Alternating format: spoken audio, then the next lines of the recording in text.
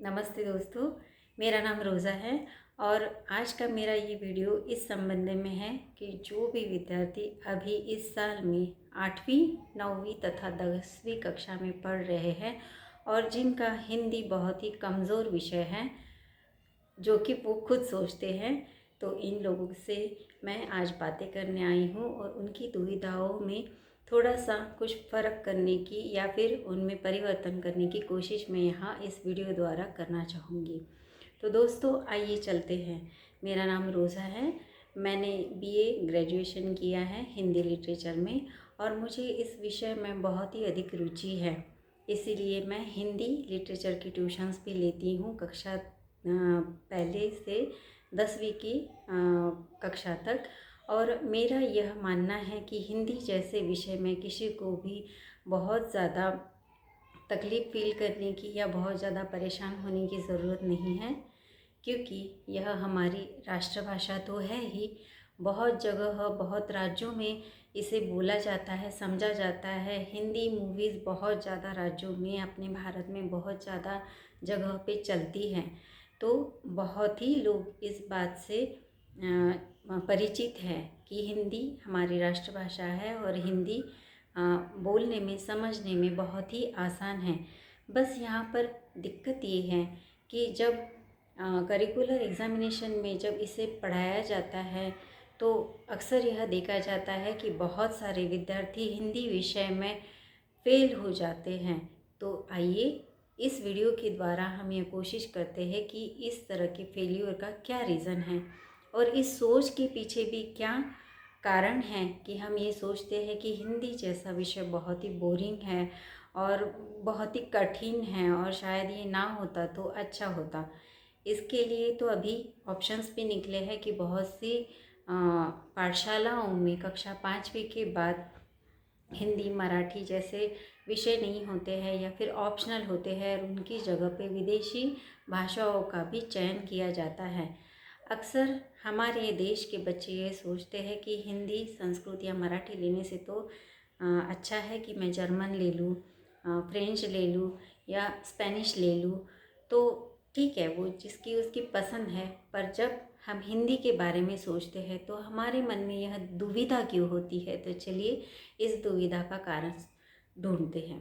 तो दोस्तों मेरा ये मानना है कि जिस तरह से हम इंग्लिश भाषा जब शुरू में सीखते हैं या कोई भी भाषा शुरू में सीखते हैं तो उसके लिए जिस तरह से उसका जो बेसिक पढ़ाया जाता है कि सपोज़ इंग्लिश का एग्जांपल लेंगे तो इंग्लिश में ABCD और फिर वोवल्स से हमें इंट्रोड्यूस कराया जाता है, कॉन्सोनेंट से इंट्रोड्यूस कराया जाता है। उसी तरह हिंदी में भी अ आ इ ई उ ऊ ए ऐ रू ए ऐ ओ औ अम आहा इस तरह के स्वर और फिर क ख ग घ जैसे व्यंजनों से हमें परिचित किया जाता है। उसके बाद में मात्राएं कहाँ पे किस तरह से लगानी है, फिर स्वल्प विराम हिंदी में पूर्ण विराम कहाँ पर देना है, इस तरह की बातें। ई की मात्रा, ऊ की मात्रा, रू की मात्रा, रेफ की मात्रा, पूर्ण विराम कहाँ देना है, इस तरह की बातों की चर्चा की जाती है। पर बहुत से विद्यार्थियों को यहीं पे दिक्कत होती है कि इनका यही जो बेसिक है जहाँ से उन्होंने शुरुआत करनी चाहिए थी, ये शुरुआत ही उनकी परिपूर्णतः की नहीं जाती हैं। जहाँ पर भी उन्हें दिक्कत हो रही है, ज़्यादातर तो दिक्कतें ई की मात्रा में, ए की मात्रा में होती हैं। तो ऐसी जगह पे बच्चे तो संभ्रमित होते ही हैं और कभी कभी डर के कारण या किसी वजह के भी कारण वे शिक्षकों से ये पूछ नहीं पाते हैं और उनमें यह कभी भी स्पष्ट नहीं होता है कि बड़ी की मात्रा, छोटी की मात्रा, ऊ की मात्रा, पहले ऊ की और दूसरे ऊ की मात्रा कब लगानी है।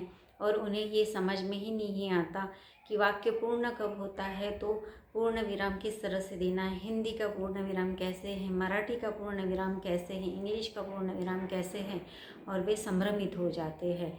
तो दोस्तों बस इसका एक ही कारण है कि हम इसे बार बार प्रैक्टिस में नहीं लाते। प्रैक्टिस सराव या बार बार करना प्रैक्टिस। तो इसी तरह से अगर मेरा ये सजेशन है आपको कि अगर कोई भी विद्यार्थी इस साल में 8वीं 9वीं 10वीं कक्षा में पढ़ रहे हैं और वे चाहते हैं कि उनकी हिंदी में सुधार आए, तो मैं ये सुझाव उन्हें देना चाहती हूँ कि केवल 5 दिन, सच में हाँ, केवल 5 ही दिन की ज़रूरत है कि जैसे मैं अभी आपको तकनीक बताने जा रही हूँ, इसी तरह से अगर केवल 5 दिन भी अपने आप को डेडिकेटेड करके, समर्पित करके अगर आप उसी तरह से प्रैक्टिस करें, तो आप कक्षा 10वीं में भी इस साल बहुत ही अच्छे गुणों से पास हो सकते हैं। वे कैसे? तो देखिए, कोई भी पहली कक्षा का एक पुस्तक ले लीजिए, उसमें से स्वर, व्यंजन, मात्राएं पूरी तरह से अच्छे से देख लीजिए। इन मात्राओं को पढ़ते पढ़ते नीचे, जैसे कि मेरे पास ये पुस्तक है, यह पहली कक्षा की है, जिसमें शुरू से ही हमें परिचय किया गया है इन वर्णमालाओं से, जो चित्र के साथ बताई हुई है। तो दोस्तों, इस तरह से पुस्तक हमें देखनी है।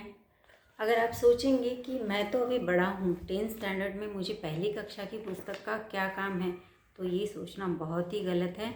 अगर आप अपने आप में दुरुस्ती करना चाहते हैं कि जो भी आप में अब तक बिगाड़ था, आपके देखने में या पढ़ने में जो भी कमी थी, अगर आप उस कमी को परिपूर्ण करना चाहते हैं तो आपको ये तकनीक अपनानी ही पड़ेगी। इसमें शुरू से ही छोटी ई की मात्रा, बड़ी ई की मात्रा, छोटे ऊ की मात्रा, बड़े ऊ की मात्रा, ए की मात्रा, कहाँ पर हमें रुकना है, चंद्रमा की बिंदु कहाँ पर देनी है, उसे क्या कहते हैं, अनुस्वार किसे कहते हैं, रेफ की मात्रा किस तरह लिखी जाती है, यह पूरी तरह से अलग अलग उदाहरणों के साथ दिखाया गया है। तो आप इस पुस्तक का ज़रूर उपयोग कीजिए और अपनी मात्राओं में सुधार कीजिए। लगातार आप देखेंगे कि 5 दिन इस तरह से प्रैक्टिस करने से, ये तो सिर्फ 5 दिन, सिर्फ आपको सिर्फ यही सब बातें नहीं करनी है। जब आप पढ़ने बैठोगे, सिर्फ 1 ही घंटा आपको देना है। जब भी आप पढ़ने बैठोगे तो इस प्रकार से पहले कक्षा की पुस्तक आपको लेनी है, उसमें से ये सारी मात्राएं और 12 खड़ी, क का की कु के को कम कहा, इस तरह की 12 खड़ी भी आपको पढ़नी है। और फिर आप अपनी कक्षा में, समझो कि आप अगर 8वीं कक्षा में पढ़ रहे हैं तो आप अपनी 8वीं कक्षा का हिंदी पुस्तक लेकर बैठेंगे और उसमें से यह सब मात्राएं पढ़ने के बाद, समझ लेने के बाद, अपनी पुस्तक का कोई भी एक छोटा सा संक्षिप्त पैराग्राफ, गद्यांश लेंगे आप, और फिर उसमें से जो पंक्तियां हैं उन्हें पढ़ना शुरू करेंगे और उसमें से पहचानना शुरू करेंगे कि ऊ की मात्रा, छोटी ऊ की मात्रा कब है, बड़ी ऊ की मात्रा कब है, छोटी ई की मात्रा कब है, बड़ी ई की मात्रा कब है, ऐ कहाँ लिखा जाता है, आहा और पूर्ण विराम, स्वल्प विराम, इन जैसे प्रश्न विराम, इन जैसे चिन्हों पे भी हमें ध्यान देना है। और इसी तरह से लगातार 1 घंटा प्रैक्टिस करने के बाद, और लिखने की भी प्रैक्टिस, हमारी जो लेखनी है ये भी सुंदर और सुवाच्य अक्षरों में होनी चाहिए। और हमारी हमेशा ये कोशिश रहनी चाहिए कि हमारी जितनी भी लेखनी है सुंदर और सुवाच्य अक्षरों में होनी चाहिए। हमारे अक्षर हमेशा गोल और सुंदर और आकर्षित होने चाहिए। तो ये बात अगर आपने मन में बांध ली कि मुझे इस बार बहुत ही अच्छे अंकों से पास होना है, तो दोस्तों बिल्कुल भी मुश्किल नहीं है। अभी भी अगर आपकी गलती समझ में आ गई होगी कि मैं हिंदी में कमज़ोर क्यों पढ़ रहा था या कमज़ोर क्यों पढ़ रही थी, मेरी गुणों की संख्या इतनी कम क्यों हो रही थी, तो निश्चित ही आप अपने गुणों में सुधार कर सकते हैं। बस करना क्या है, आपको यही प्रैक्टिस। कोई भी सीनियर केजी, जूनियर केजी या फिर फर्स्ट स्टैंडर्ड का, पहले वर्ग का इस तरह का हिंदी वर्णमाला का पुस्तक लेकर आप उसमें से पूरी तरह से अक्षर, व्यंजन और उसके बाद में 12 कड़ी पढ़ लेंगे और पूरी मात्राओं की वहाँ से थोड़ी बहुत रिवीजन कर लेंगे। उसमें छोटी छोटी कविताएं भी एंड में दी हुई है, कुछ गद्यांश भी दिए हुए हैं छोटे छोटे, उसमें भी मात्राएं दी हुई है पहचानने के लिए। तो आपको इसी से शुरुआत करनी पड़ेगी, ज़्यादा दिनों तक नहीं, केवल 5 ही दिनों तक।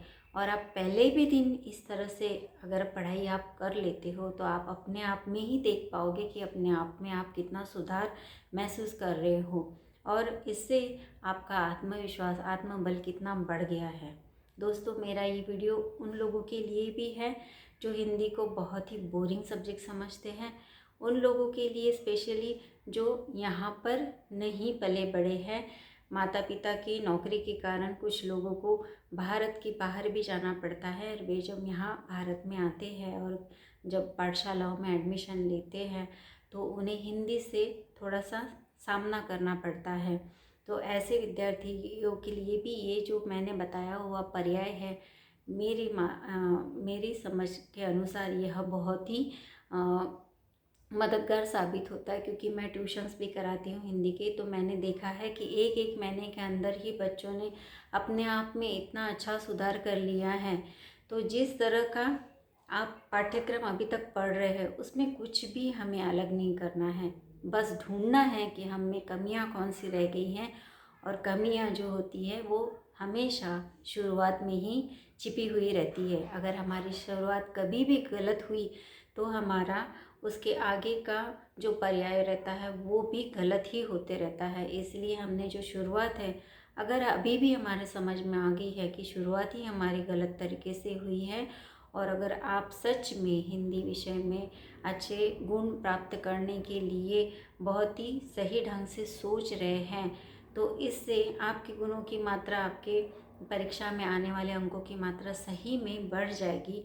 और अगर आप खुद में यह सोच रहे कि हाँ ये है, यह कमियां मुझ में रह गई है, तो सच मानिए कि अगर आप अपनी गलतियों को ढूंढने में सक्षम हैं तो आप अपने आप को और ज़्यादा मजबूत और परिपूर्ण करने में भी सक्षम हैं।